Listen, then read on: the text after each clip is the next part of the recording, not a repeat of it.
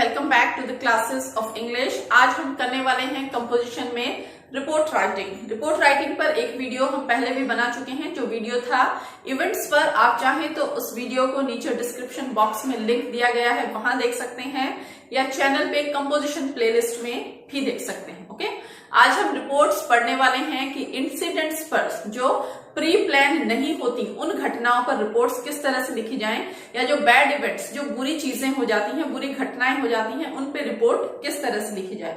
अब सबसे पहले आपको ये देखना है कि इंसिडेंट्स में कौन कौन सी चीजें आती हैं जिन पर आप रिपोर्ट लिख सकते हैं। तो इंसिडेंट्स में क्या क्या आता है? एक्सीडेंट होना, ड्राउट, सूखा, फ्लड, बाढ़, रॉबरी, डकैती, अर्थक्वेक, भूकंप, फायर, फैमिन, सूखा या नेचुरल कैलेमिटी और कोई प्राकृतिक आपदा। इन सभी रिपोर्ट्स को हम इंसिडेंटल रिपोर्ट्स में काउंट करते हैं। तो देखिए, रिपोर्ट लिखने के लिए तीन बेसिक बातें जो आपको पहले भी बता चुके हैं, फिर से देख लेते हैं। रिपोर्ट हमेशा पास्ट इंडेफिनिट टेंस यानी वर्ब की सेकंड फॉर्म में लिखी जाए, क्योंकि ये उस घटना पर लिखी जाती है जो पहले हो चुकी है। सेकंड, रिपोर्ट हमेशा पैसिव वॉइस में लिखी जाए और साथ ही साथ ज्यादा से ज्यादा थर्ड पर्सन का यूज करें। बहुत ज्यादा जरूरत है तो आप फर्स्ट पर्सन का यूज कर सकते हैं। ओके, नाउ इंसिडेंट्स पर रिपोर्ट लिखने के लिए आपको रिपोर्ट को एक बड़े पैराग्राफ के रूप में ना लिखकर उसे 3 हिस्सों में बांट देना होता है। ओके, तो जो आपका फर्स्ट हिस्सा या फर्स्ट पैराग्राफ है, जिसे आप कह सकते हैं कि आपको क्या करना है, उस इंसिडेंट, उस घटना का इंट्रोडक्शन देना है। तो इंट्रोडक्शन में आपको क्या क्या बताना है? व्हाट, क्या हुआ, कहाँ हुआ, व्हेन, कब हुआ, हाउ, कैसे, एंड बाय होम, किसके द्वारा। उसके बाद आता है आपका सेकंड पैरा जो कि इस रिपोर्ट की बॉडी है, जिसमें आपको क्या क्या बताना है? Loss of life of property, क्या किसी के जीवन को या किसी की प्रॉपर्टी को कोई नुकसान हुआ। स्टैटिस्टिकल इंफॉर्मेशन, कितने आंकड़ों से संबंधित सारी जानकारी देनी है। संख्या में आपको बतानी है कितने लोग मरे, कितने लोग घायल हुए, कितने पशु लगभग जो हैं वो घायल हुए हैं, कितने लोगों के घर टूटे हैं। उसके बाद details of rescue relief, rescue लोगों को बचाने के लिए और उन्हें रिलीफ प्रदान करने के लिए, उन्हें सहायता प्रदान करने के लिए कौन कौन से ऑपरेशंस किए गए हैं, कौन कौन से कार्य किए गए हैं, उनकी जानकारी देंगे। ओके, उसके बाद आता है आपका थर्ड पैरा, जिसमें आपको कंक्लूजन निकालना है, निष्कर्ष निकालना है। थर्ड पैरा में आपको बताना है विजिट, क्या किसी प्रोमिनेंट व्यक्ति ने वहां पर विजिट की है। सीएम हो सकते हैं, पीएम हो सकते हैं, एमएलए हो सकते हैं, या और कोई प्रोमिनेंट व्यक्ति। एक्सप्रेस ग्रीफ, लोगों के द्वारा जो दुख व्यक्त किया गया है उसके बारे में बताना है। कंपनसेशन, मुआवजे के रूप में लोगों को क्या दिया जा रहा है। अगर लोगों का किसी तरह का नुकसान हुआ है तो गवर्नमेंट कंपनसेशन देती है। उसके बाद स्टेटमेंट ऑफ अकाउंटेबल पर्सन, जिम्मेदार व्यक्ति, जिस व्यक्ति के पास वो डिपार्टमेंट है उसके द्वारा क्या स्टेटमेंट दिया गया, उसकी जानकारी भी आप लास्ट वाले पैराग्राफ में दे सकते हैं। ओके, तो इस तरह से 3 हिस्सों में अगर आप डिवाइड करके रिपोर्ट को लिखेंगे तो आपके लिए बहुत इजी होगा और आप रिपोर्ट को एक सीक्वेंस में एक अच्छे तरीके से लिख सकते हैं। चलिए अब लिखकर देखते हैं एक रिपोर्ट। ओके स्टूडेंट, तो आज हम लिख कर देखते हैं एक रिपोर्ट फ्लड के ऊपर। और ध्यान रखिए, जैसा आप फ्लड के ऊपर लिखते हैं वैसे ही रिपोर्ट्स आप फैमिन पे, ड्राउट पे या अर्थक्वेक के ऊपर भी लिख सकते हैं, बस आपको उनमें थोड़े से चेंजेस करने हैं। सपोज आपको दिया गया है फ्लड इन आसाम, आसाम में जो फ्लड आई थी इसी साल, उसके ऊपर आपको रिपोर्ट लिखनी है। तो पहला काम आपको क्या करना होता है रिपोर्ट राइटिंग में? आपको लिखना होता है टाइटल। सबसे पहले आ गया आपका टाइटल।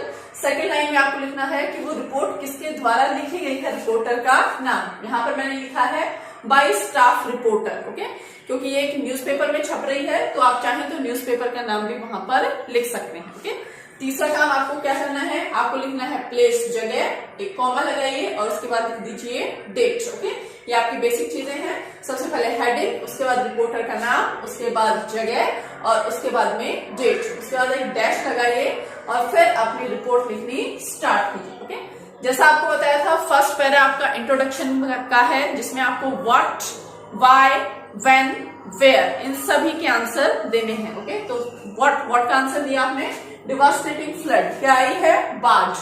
हिट आसाम, कहां पर आई है? आसाम में, and most of the adjoining states, और इसके समीपवर्ती राज्यों में। ओके, ऑन May 20, 2020, ये क्या हो गई? कब आई? तो आपने कब का आंसर भी दे दिया। 19 districts in Assam were badly hit by the rain, Assam के जो 19 डिस्ट्रिक्ट्स हैं वो बुरी तरह से प्रभावित हुए हैं। This incessant, incessant means regular, लगातार, इस लगातार रेनफॉल से, बारिश के कारण अबंडेंस ऑफ वाटर, पानी की अबंडेंस, अधिकता हो गई है। मेजर रिवर्स इन आसाम, आसाम की जो बड़ी नदियां हैं, reach above the danger level, वो खतरे के निशान से भी ऊपर पहुंच गए हैं। तो यह है आपका फर्स्ट पैरा, जिसमें आपने सारी बेसिक बातें, इंपॉर्टेंट बातें बता दी हैं। अब लिखना है हमें सेकंड पैरा, जिसमें हमें बताना है कितने लोगों की मृत्यु हुई, कितने उससे अफेक्टेड हुए, कितने होमलेस हो गए हैं, कितने लोगों को बचाया जा चुका है। ये सारी बातें आपको लिखनी है सेकंड पैरा में। तो यहाँ पर देखिए, officials of the disaster management authority, okay, DMA, इसने रिपोर्ट दी है। इसने क्या बताया है, दैट ऑलमोस्ट 108 पीपल डाइड, लगभग 108 लोग मर चुके हैं, एंड 15 लाख वर अफेक्टेड, और लगभग 15 लाख प्रभावित हो चुके हैं बाय द फ्लड, इस बाढ़ से। तो ये सब आंकड़े हैं जो आप बता रहे हैं। Many of them went homeless, लोग घर से बाहर हो गए हैं। वर कैप्ट इन रिलीफ कैंप्स, जिन्हें रिलीफ कैंप्स में रखा जा रहा है। डोमेस्टिक एनिमल्स, पालतू जो जानवर हैं, वर वॉश्ड अवे, वो भी बह गए हैं फ्लड में। The heavy flood brought many disease, बहुत सारी बीमारियां हो गई हैं, एंड इन्फेक्शंस हो गए हैं लोगों को। दैट वर्सन द सिचुएशन, जिससे सिचुएशन और ज्यादा खराब हो गई है। The flood uprooted many trees and electric poles, बहुत सारे पेड़ जो हैं, जो बिजली के पोल्स हैं, वो सब भी डिस्टर्ब हो गए। ओके, तो ये सेकंड पैरा है आपका, जो कि पूरा का पूरा बता रहा है कि कौन कौन सा नुकसान फ्लड के कारण हुआ है। Okay, also now come to the third para, जिसमें आपको बताना है कि किसने वहां पर, किस इंपॉर्टेंट व्यक्ति ने वहां पर विजिट किया और उसने लोगों को किस तरह की सहायता अनाउंस की। ओके, तो आपका लिखना है the CM of the state के जो सीएम हैं, चीफ मिनिस्टर हैं, take a visit to the affected areas, उन्होंने यहाँ पर विजिट किया। अनाउंस कंपनसेशन, लोगों को मुआवजे की घोषणा की for the affected. State government, राज्य की जो सरकार है, has come forward to help the victims, वो भी विक्टिम्स जो शिकार हो गए हैं लोग फ्लड का, उनकी हेल्प के लिए आगे आई है। फूड, क्लॉथ्स, मेडिसिन, ये सारी चीजें लोगों को डिस्ट्रीब्यूट की गई, बांटी गई। The nation prayed for the well being of its citizen, और पूरा का पूरा जो देश है वो आसाम के नागरिकों के लिए प्रे कर रहा है। ओके, तो इस तरह से ये आपका थर्ड पैरा है, जिसमें आपने बता दिया है कि किस तरह से लोगों को कंपनसेशन दिया गया, किस इंपॉर्टेंट व्यक्ति ने वहां पर विजिट की, और इस तरह से आप अपने रिपोर्ट को कंक्लूड कर सकते हैं। तो आप देखेंगे इस तरह अगर आप 3 हिस्सों में डिवाइड करके लिखेंगे, it will be easier for you. Okay, तो सेम है, इसी तरह आप अर्थक्वेक पे लिखें, बस इसमें आपको, अगर आप अर्थक्वेक पे लिखते हैं तो आपको वहां पर नदियों का या पानी की अधिकता का या रेनफॉल का डिस्क्रिप्शन नहीं देना। ओके, उसमें आप दूसरी बातें बता सकते हैं।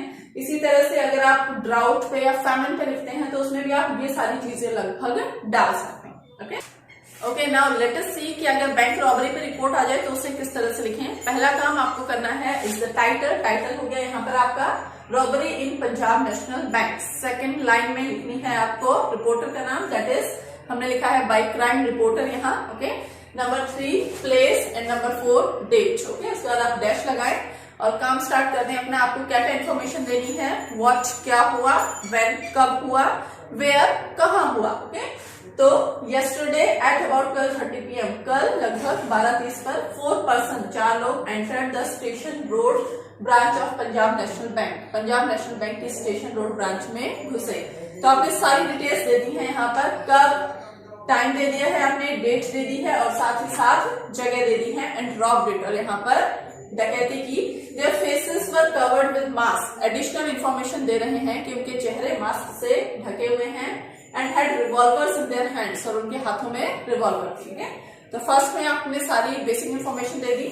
नंबर 2 आपको बताना है कि कौन कौन से लॉस हुए। इसके अलावा बैंक रॉबरी किस तरह से होती है उसका आंखों देखा हाल आपको वहां पर लिखना है। Okay, see at first they wounded the security person at the gate, सबसे पहले गेट पे सिक्योरिटी पर्सन को उन्होंने वुंडेड, घायल किया। And cut the telephone and CCTV wires, telephone और सीसीटीवी के तार काटे। They shut all the staff members and customers in a room, सबको एक रूम में बंद कर दिया।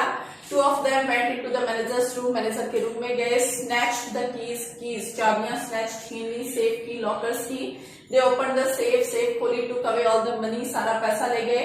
other 2 went inside the locker room, 2 locker room में गए, filled their bag with jewelry, वहां से ज्वेलरी ले ली।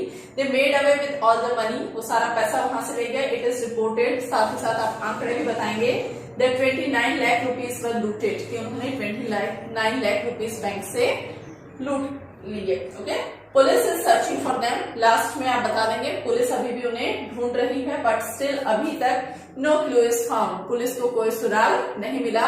लास्ट में आप बता देंगे स्टेटमेंट किसने दिया, द एसपी सेड, एसपी ने कहा that the case would be solve soon, कि वो जल्दी ही केस को सॉल्व करने की कोशिश करेंगे।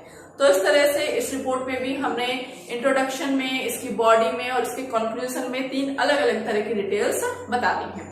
आई होप इस रिपोर्ट के साथ ही आपको समझ आ गया होगा काफी अच्छे से कि इंसिडेंटल रिपोर्ट्स को किस तरह से लिखें। Okay, so students, that's all for today. We will meet in the next video with a new class. Okay, till then keep enjoying, keep studying. Goodbye.